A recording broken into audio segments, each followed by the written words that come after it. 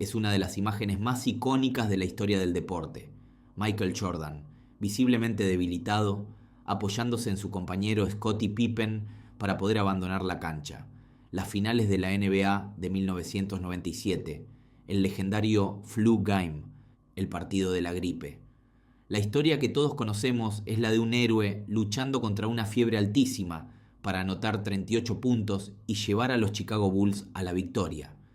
Pero, ¿y si te dijera que esa épica historia tiene un giro inesperado? ¿Y si el enemigo de Jordan esa noche no fue un virus, sino una simple pizza de pepperoni? La noche anterior, en su hotel en Utah, Jordan tenía hambre. Su equipo localizó la única pizzería que seguía abierta y pidió una. Lo extraño fue cuando 5 repartidores se presentaron en la puerta para entregar una sola pizza. Su entrenador tuvo un mal presentimiento, pero Jordan comió de todos modos. Fue el único que lo hizo. Horas después, en mitad de la noche, se despertó violentamente, enfermo. No era gripe, eran los síntomas clásicos de una intoxicación alimentaria. Es junio de 1997 y el aire del baloncesto mundial está cargado de una electricidad casi insoportable.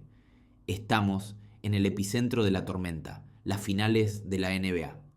Y no son unas finales cualquiera, es el choque de 2 filosofías, 2 ciudades, 2 leyendas en la cima de su poder. De un lado, la dinastía, el glamour y la mística de los Chicago Bulls. Del otro, la dureza, la disciplina y la precisión quirúrgica del Utah Jazz. La serie es un reflejo perfecto de lo que han sido estos 2 equipos durante toda la temporada, una lucha de poder sin cuartel. El marcador global lo dice todo, 2-2. No hay ventaja, no hay espacio para respirar. Cada partido ha sido una batalla campal, una guerra de desgaste librada en el parquet.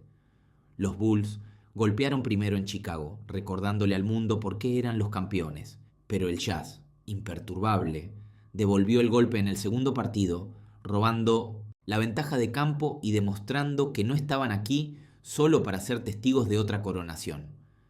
La serie se trasladó a Salt Lake City, al hostil Delta Center, y los Bulls, con la espalda contra la pared, hicieron lo que mejor sabían hacer: ganar.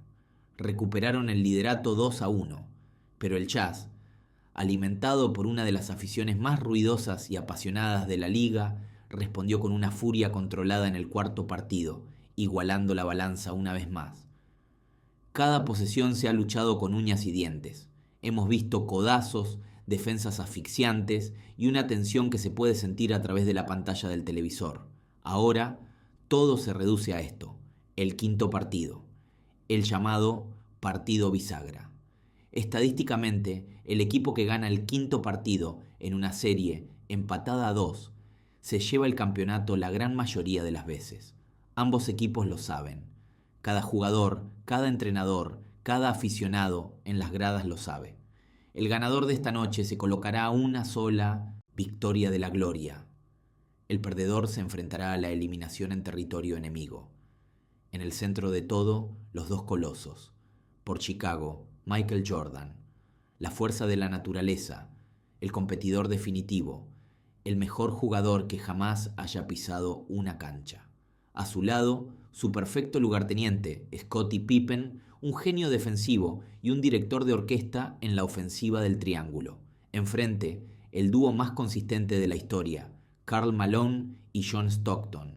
Malone, el cartero, es el recién coronado jugador más valioso de la liga, un galardón que muchos, y sobre todo el propio Jordan, sentían que le pertenecía.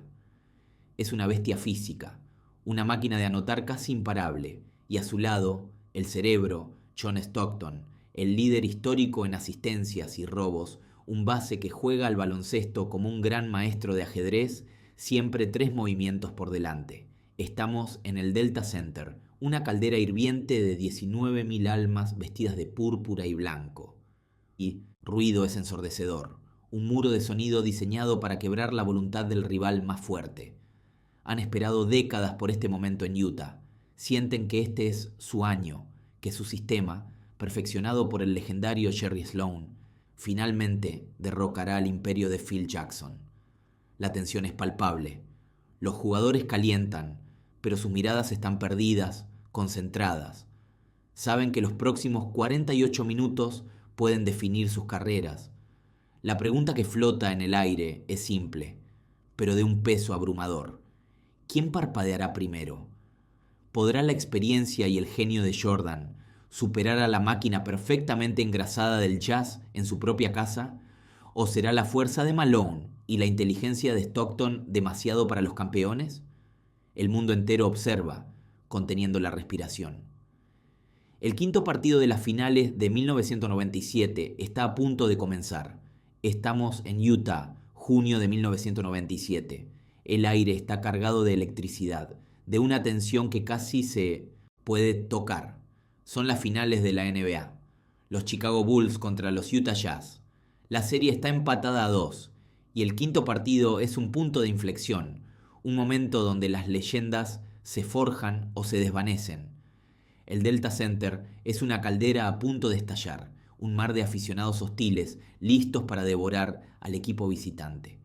Y en el centro de este huracán, en la silenciosa calma de una habitación de hotel, el hombre más famoso del planeta, Michael Jordan, tiene un problema muy humano. Tiene hambre. La noche es avanzada y las opciones son escasas. El servicio de habitaciones ha cerrado. La mayoría de los restaurantes de la ciudad ya han bajado la persiana, pero el hambre no entiende de horarios. El séquito de Jordan, liderado por su preparador físico, Tim Grover, se lanza a una búsqueda casi desesperada. Tras varias llamadas, finalmente encuentran una pizzería, la única abierta de esas horas. El pedido es simple, una pizza grande de pepperoni, solo para Jordan. Pasa el tiempo, la espera se alarga y finalmente llaman a la puerta. Pero cuando la abren, algo no encaja. No es un repartidor solitario. Son 5 personas. 5 repartidores para entregar una sola pizza. Se miran unos a otros, casi como si estuvieran emocionados por ver a su ídolo, pero la situación es extraña, incómoda. Tim Grover siente una punzada de desconfianza. Su instinto, afilado por años de proteger a la mayor estrella del deporte, le grita que algo va mal. Le dice a Jordan que no se la coma, que tiene un mal presentimiento. Pero Jordan es Jordan. Es el hombre que doblega la realidad a su voluntad, el competidor supremo que no ve fantasmas donde otros ven amenazas. Se ríe. ¿Qué me van a hacer? Probablemente pensó. Está hambriento y ahí tiene su comida. Así que, desestimando las advertencias, toma la caja, se sienta y se come la pizza entera. Él solo. El reloj marca las 2 de la madrugada y el infierno se desata. Jordan se despierta de golpe, bañado en un sudor frío, con el estómago revuelto en un nudo de dolor. Las náuseas son violentas. Corre al baño y lo que sigue es una escena de puro sufrimiento. Se acurruca en posición fetal en el suelo, temblando, alternando entre fiebres abrasadoras y escalofríos glaciales. No es un simple malestar, es una intoxicación alimentaria en toda regla, una de las peores que los médicos del equipo han visto jamás.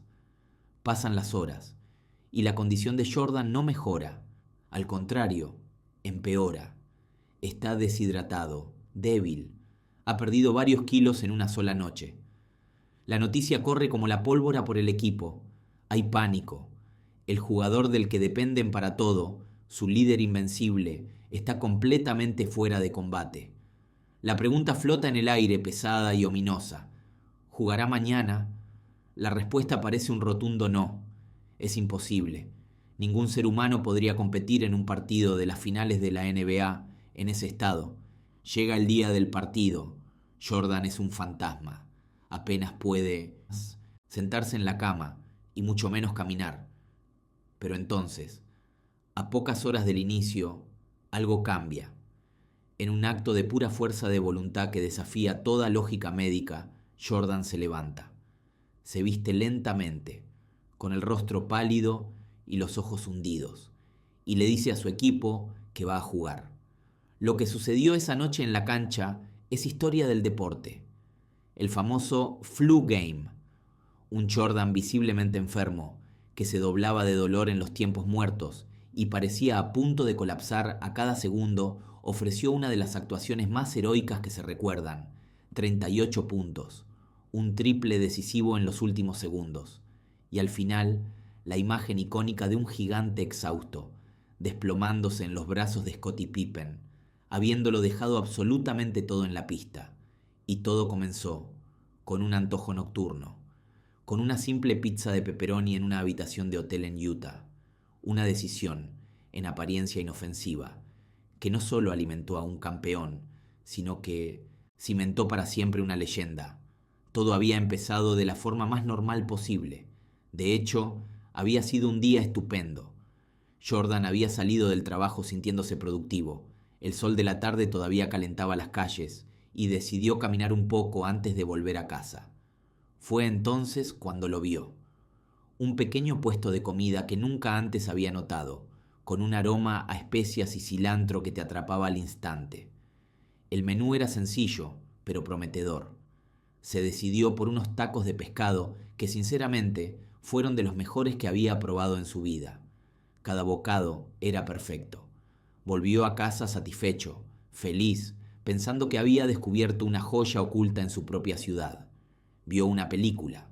Se preparó para el día siguiente y se fue a la cama sin la más mínima sospecha de la traición que se estaba gestando en su interior. Se durmió profundamente, con el recuerdo agradable de aquella cena. El primer aviso fue sutil, un murmullo sordo en el estómago que lo sacó de un sueño profundo. Miró el reloj. Faltaban 10 minutos para las 2 de la madrugada. Se dio la vuelta, pensando que quizás había cenado demasiado. Intentó volver a dormirse, pero el murmullo ya no era un murmullo. Era una presión, una especie de nudo que se apretaba lentamente, acompañado de una extraña oleada de calor que no tenía nada que ver con la temperatura de la habitación. Y entonces, a las 2 de la madrugada en punto, el nudo se deshizo con una violencia catastrófica. No hubo tiempo para pensar. Fue una reacción puramente animal. Se levantó de la cama de un salto, con una mano en la boca y otra en el estómago, y corrió hacia el baño a trompicones, como si una fuerza invisible lo estuviera empujando por la espalda. Apenas llegó a tiempo. Lo que vino después fue un espasmo brutal, una convulsión que le dobló el cuerpo sobre el inodoro y le arrancó hasta el último vestigio de aquella cena deliciosa. Cuando por fin pudo levantar la cabeza, temblando, el sudor frío le perlaba la frente y el cuello. Se sentía débil, vacío, pero no había terminado. Mientras intentaba recuperar el aliento, sintió una nueva oleada, esta vez de frío. Un frío glacial que le llegó hasta los huesos y le hizo castañetear los dientes sin control. Se abrazó a sí mismo, pero los temblores no cesaban. Eran escalofríos profundos, incontrolables, que le recorrían la espalda como descargas eléctricas. La primera idea que cruzó su mente febril fue: es la gripe. Pero esto era diferente. No había dolor de garganta, no había tos. Esto era un ataque directo, concentrado y salvaje contra su sistema digestivo. Intentó ponerse de pie, pero las piernas le fallaron. Se apoyó contra la pared fría del baño, sintiendo cómo la fiebre empezaba a subir, convirtiendo su piel en un campo de batalla entre el calor ardiente y el frío polar. Arrastrarse de vuelta a la cama fue una odisea. Cada músculo de su cuerpo protestaba. Se derrumbó sobre las sábanas, que en cuestión de segundos se sintieron húmedas y pegajosas por el sudor. Y ahí se quedó. El mundo exterior dejó de existir. Su universo se redujo a 4 paredes, a la sensación nauseabunda en la boca del estómago y al ciclo infernal que estaba a punto de comenzar. Durante las siguientes horas, el baño se convirtió en su destino recurrente. Cada intento de beber un sorbo de agua era una apuesta perdida que terminaba en otra violenta sesión de arrepentimiento. La fiebre subía y bajaba, sumergiéndolo en una neblina de sueños extraños y delirios, solo para ser despertado bruscamente por otra oleada de náuseas. No era la gripe, esto era una purga, una expulsión sistemática y despiadada de un enemigo invisible que había invadido su cuerpo. Quedó completamente postrado en cama, sin energía ni para levantar el teléfono. Las horas se fundían en una mancha borrosa de malestar, debilidad y el recuerdo constante de aquellos malditos tacos de pescado. La intoxicación alimentaria lo había noqueado en toda regla, dejándolo indefenso y a merced de la rebelión de su propio cuerpo. Era la madrugada previa al quinto partido de las finales de la NBA. En una habitación de hotel en Salt Lake City, el mejor jugador del planeta estaba de rodillas, temblando. Un sudor frío le recorría la frente mientras su cuerpo se retorcía de dolor. No era un rival en la cancha, era algo interno, un veneno que lo estaba consumiendo. Su entrenador personal, Tim Grover, lo encontró en un estado deplorable. El diagnóstico fue rápido y brutal. Una intoxicación alimentaria severa, probablemente por una pizza pedida a altas horas de la noche. El veredicto era unánime. Era imposible que jugara. Pero estamos hablando de Michael Jordan. Para él, la palabra imposible era simplemente una opinión, un obstáculo más que superar. Horas más tarde, las puertas del Delta Center se abrieron para recibir a los equipos. Los jugadores del Utah Jazz entraron con la confianza de jugar en casa, con la serie empatada a 2. Los Chicago Bulls entraron concentrados, pero con una sombra de duda. Y entonces apareció él. No era el Jordan desafiante y enérgico que el mundo conocía. Era una figura pálida, encorvada, con los ojos hundidos por la deshidratación y la falta de sueño. Cada paso que daba desde el vestuario hasta el banquillo parecía un esfuerzo monumental.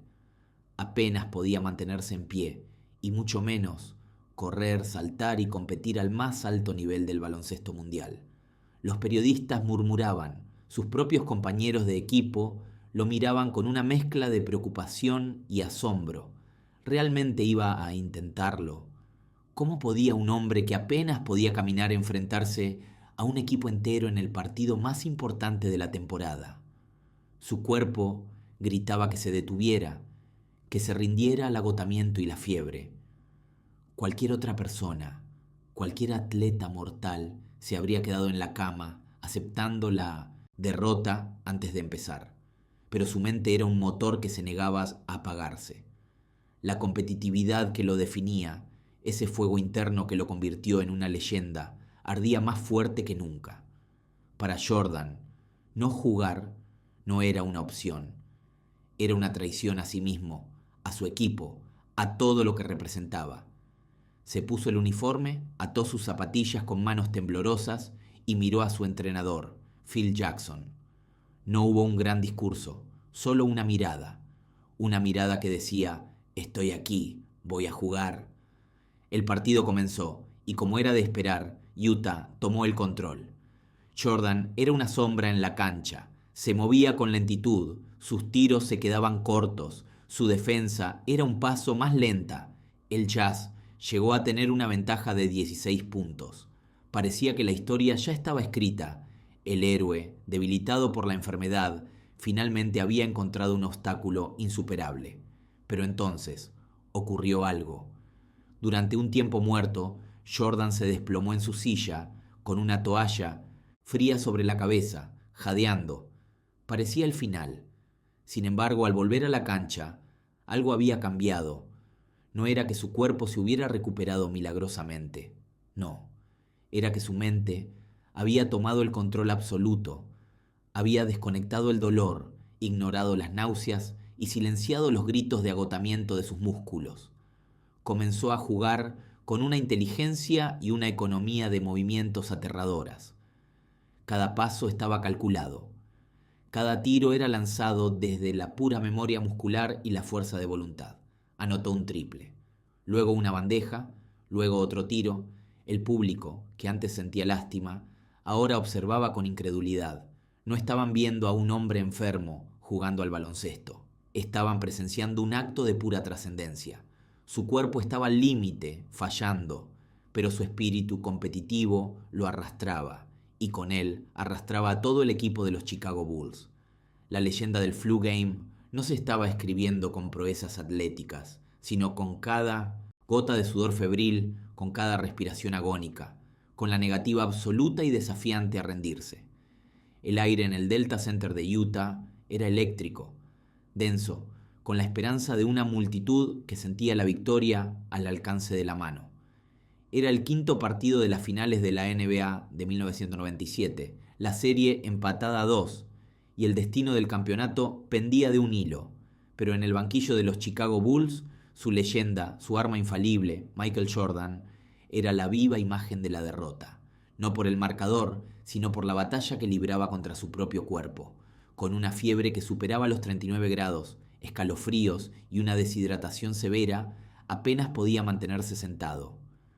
Los médicos le habían suplicado que no jugara, pero para Jordan, la opción de rendirse no existía en su vocabulario.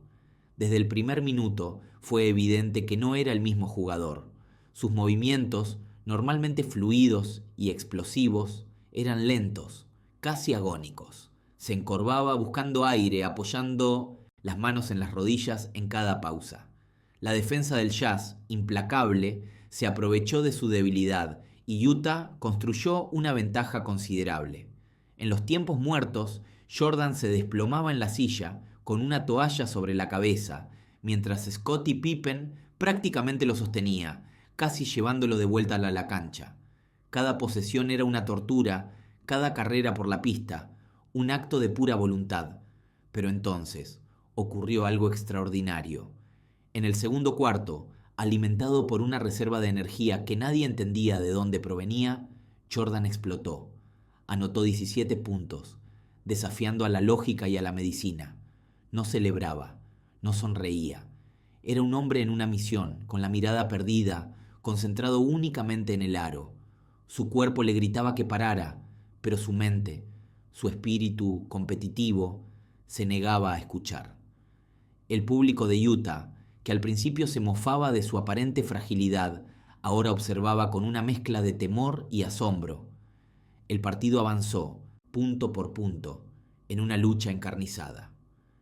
Jordan alternaba momentos de brillantez con instantes de puro agotamiento, donde parecía que iba a colapsar en mitad de la cancha. Llegamos a los segundos finales. El marcador estaba empatado, el ruido era ensordecedor. Chicago tenía la posesión. Todos en el planeta sabían a quién iría a parar el balón. Con menos de 30 segundos en el reloj, Jordan recibe el pase. Está visiblemente exhausto. El sudor que perla su frente no es por el esfuerzo, es por la fiebre. Bryon Russell, su defensor, lo presiona, sabiendo que apenas le quedan fuerzas. Jordan amaga, da un paso atrás para crear un mínimo de espacio. El tiempo parece detenerse. Con las últimas brasas de energía que ardían en su interior, se eleva. No es su salto más atlético, no es el más estético, pero es el más importante. El balón dibuja una parábola perfecta, flotando sobre las manos extendidas de la defensa, girando lentamente hacia la canasta. Por un instante, el rugido de 20.000 personas se contiene en un suspiro colectivo. Y entonces, swish. El sonido limpio de la red. Y después el silencio. Un silencio sepulcral, antinatural, que cayó sobre el estadio como una pesada manta. Las manos que antes aplaudían, ahora se llevaban a la cabeza. Los rostros, antes llenos de euforia, ahora eran máscaras de incredulidad y desesperación. En medio de aquel silencio, Michael Jordan, el hombre que apenas podía mantenerse en pie, había anotado el triple que sentenciaba el partido.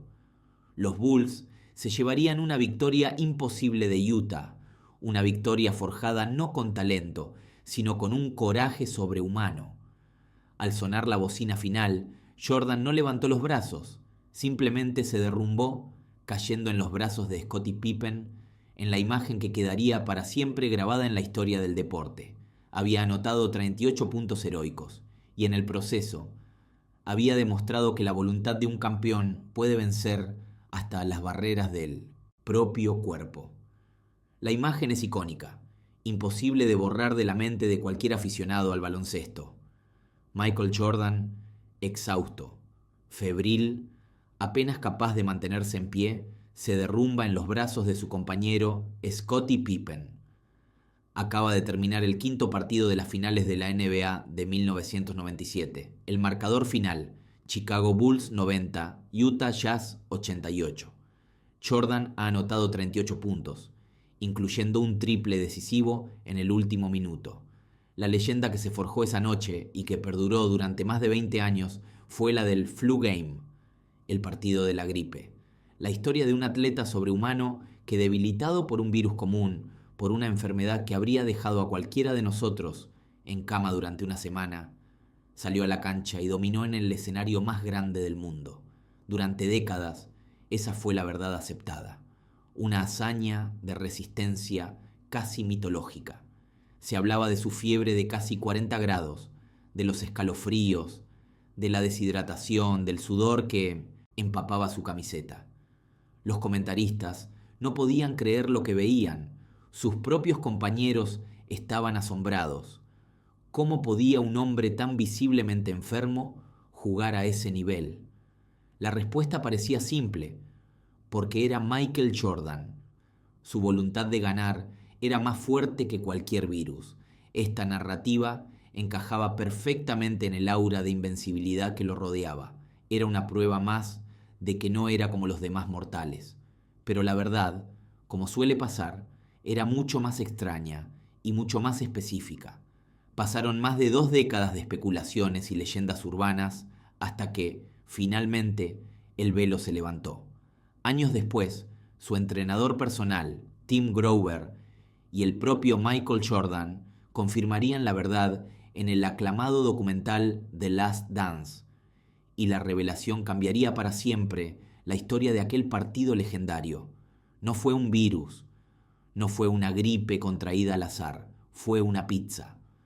Una pizza muy, muy sospechosa que, vista en retrospectiva, tenía toda la apariencia de un sabotaje.